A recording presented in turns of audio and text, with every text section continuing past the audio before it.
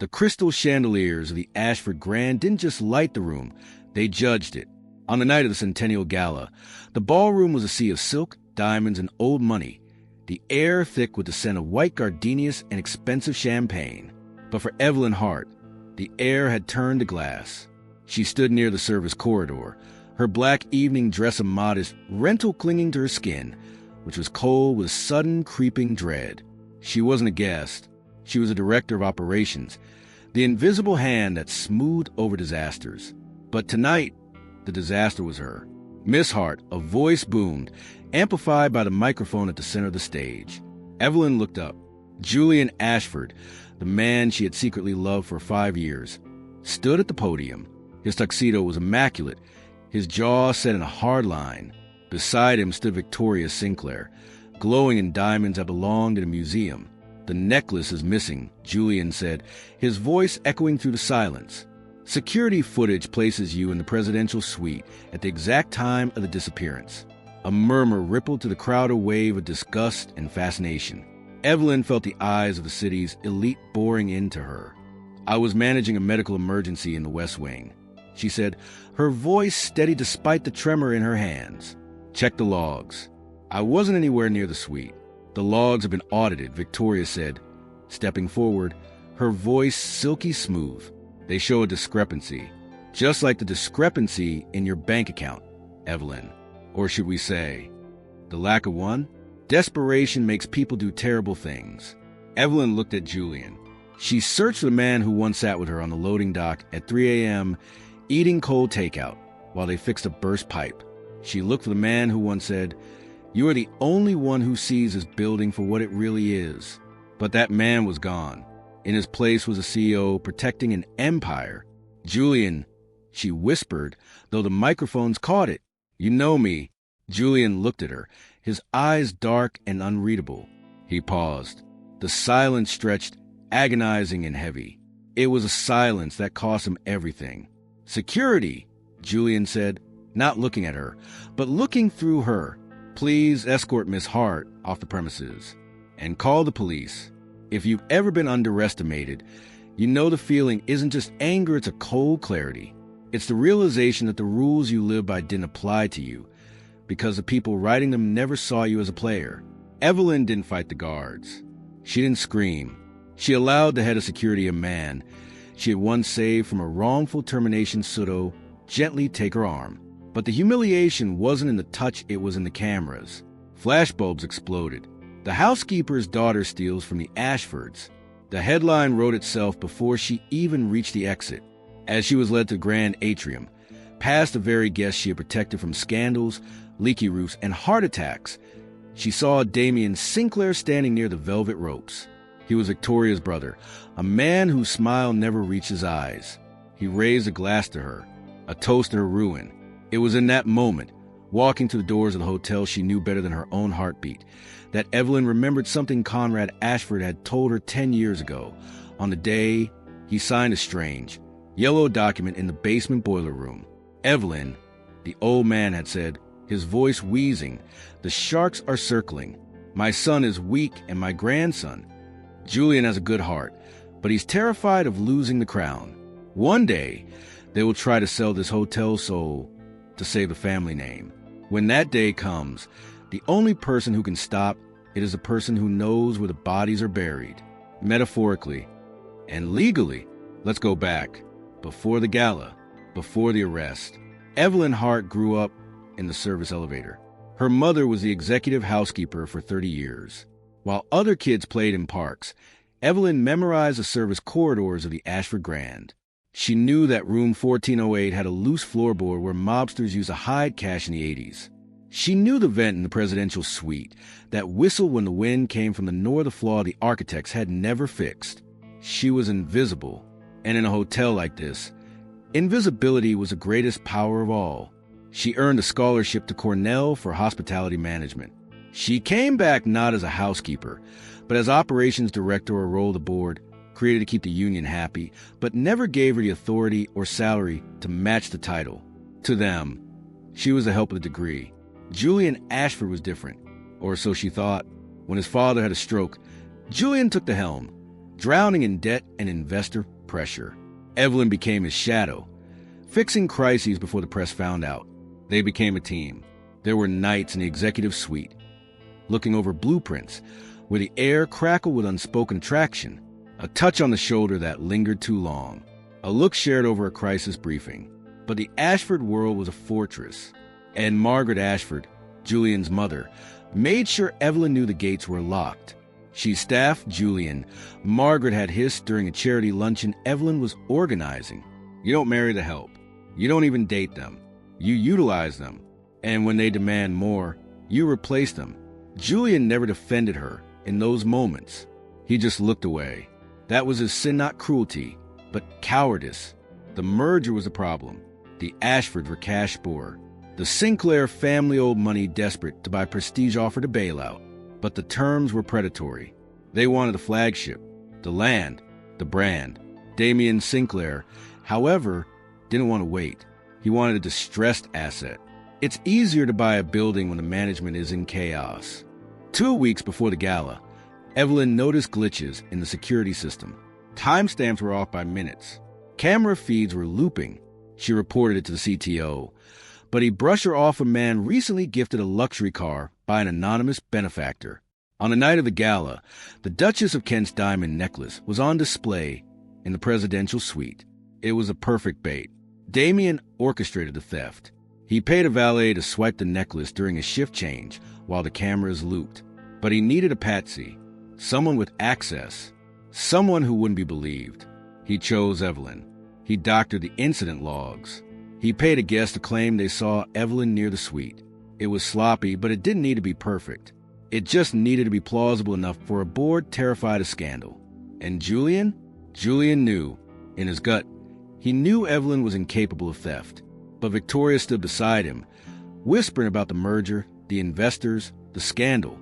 If you defend her, they'll think you're a compromised Julian. They'll think you're sleeping with the help. The deal will die. So he made a choice. He traded her dignity for his dynasty. If you are enjoying the story of betrayal and the slow burn of justice, please take a moment to like the video and subscribe. We tell these stories because dignity matters, and watching the underestimated rise is the sweetest victory of all. Now back to Evelyn. Evelyn sat in her small apartment across town. The news was blaring on the TV. Ashford executive accused of grand larceny. She should have been packing. She should have been crying. Instead, she was staring at an old, tarnished brass key on her kitchen table. It was a master key, but not for the doors. It was for the archive room behind the original concierge desk, a room that hadn't been opened since 1995. Conrad had given it to her mother, and her mother had given to Evelyn on her deathbed. Keep this, her mother had whispered. It's the only safe place left in that hotel. Evelyn pulled out a thick, leather-bound binder from a box under her bed. It was a collection of irregularities she had documented over the years' audit trails, union grievances, and the secret ledger Conrad had shown her once. She realized now what Damien had missed. He had erased the digital logs, but he couldn't erase the analog backup. The Ashford Grand was old school. In the basement, the fire safety system ran on a pneumatic tube system from the 1920s, still functional. Every time a door opened in a secure zone, a punch card logged it mechanically. It was a fail-safe against power outages. Damien hadn't known about the punch cards. He was too young, too digital. She called the only person she could trust, Arthur Vance, the hotel's retired general counsel, a man who had known Conrad. Arthur, she said into the phone, her voice low. Conrad's continuity trust. Is it still valid? It's valid, Evelyn. Arthur replied, his voice cracking with age. But it's a nuclear option. If you invoke it, you burn the board to the ground. They already burned me, Arthur, she said, looking at the headlines. It's time to control the fire. Evelyn worked through the night. She couldn't go back to the hotel she was banned. But Arthur could. Arthur went to the basement, under the guise of retrieving old tax records for an audit. He found the punch card logs for the night of the gala. They told a different story. The punch card showed that the door to the presidential suite was open at 8:42 p.m. The digital log said 9:15 p.m., time Evelyn was accused of being there. At 9:15 p.m., Evelyn was in the West Wing. There was a witness, the wife of a senator, who had suffered a panic attack. Evelyn had been holding her hand, getting her water. Evelyn had the medical log signed by the doctor on site. Damien hadn't accounted for the human variable. But the smoking gun wasn't the time. It was the trust. Evelyn met Arthur in a dusty coffee shop. He slid a document across the table. It was thick, sealed with red wax. The Continuity Trust, Arthur explained. Conrad created it when he learned his own son was trying to mortgage the hotel's future.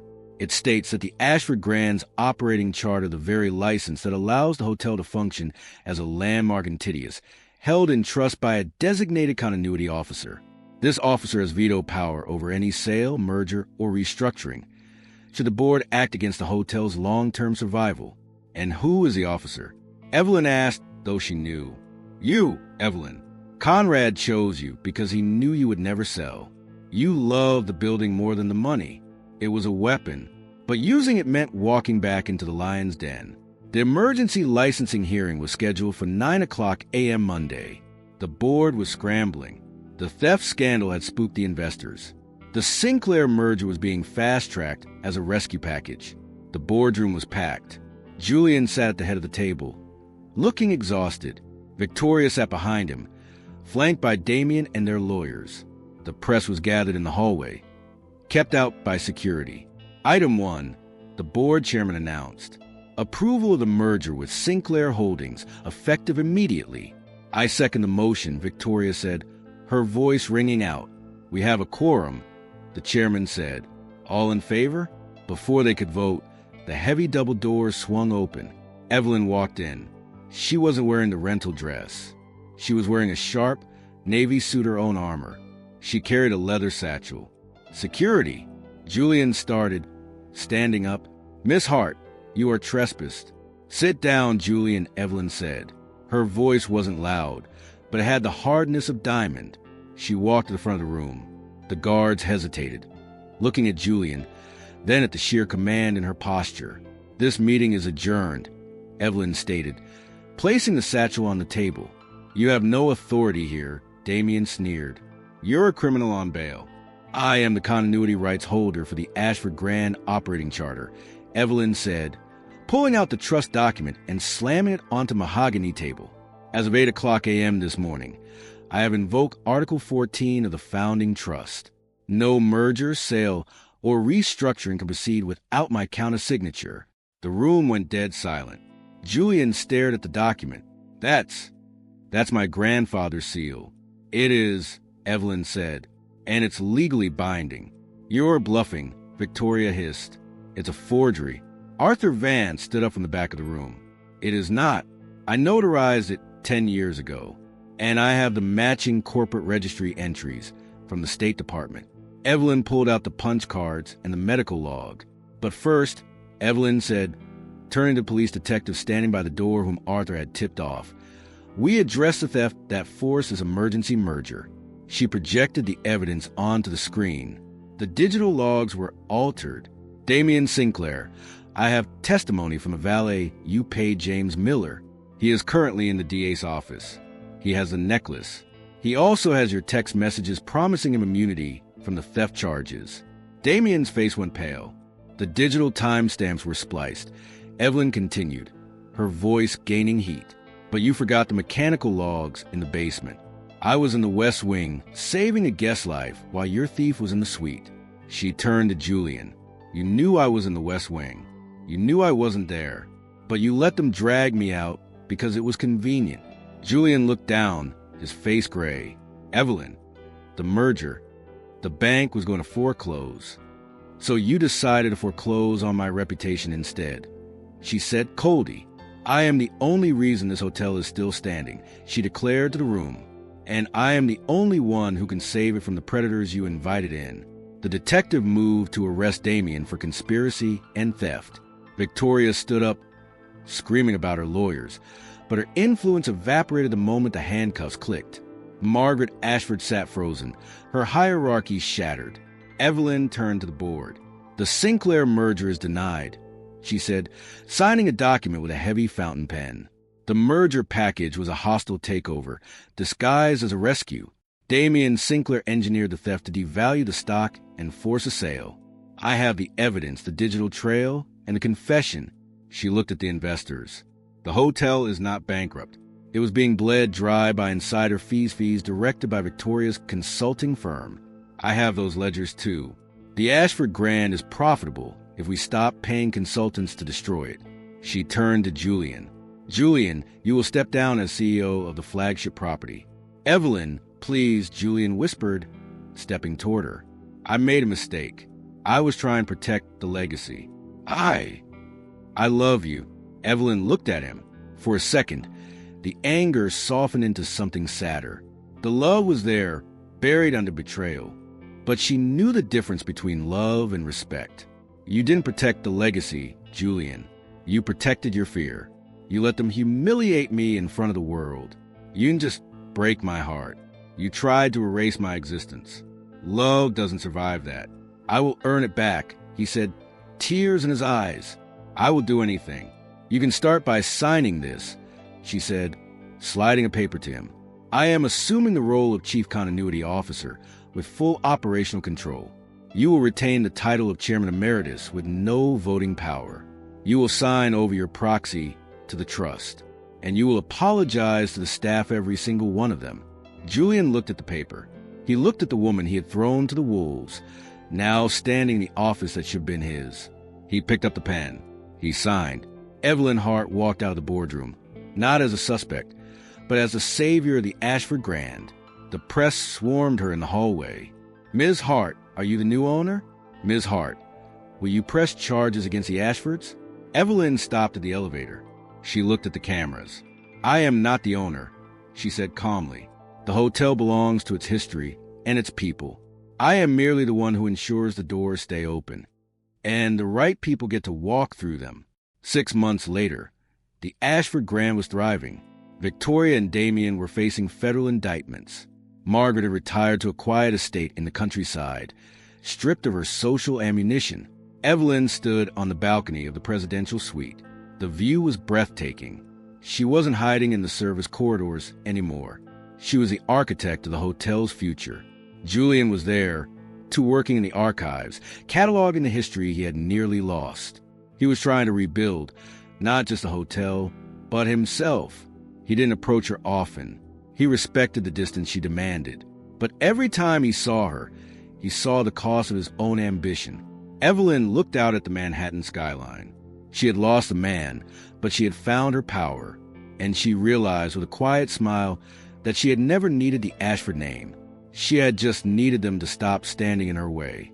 Sometimes the greatest revenge isn't destroying your enemies. It's refusing to let them define you. Evelyn walked into that hotel servant and walked out a sovereign. If this story of justice and the underestimated woman rising to power resonated with you, please hit that like button and subscribe to the channel. We bring you these emotional dramas every week because everyone deserves to see the moment the tables turn.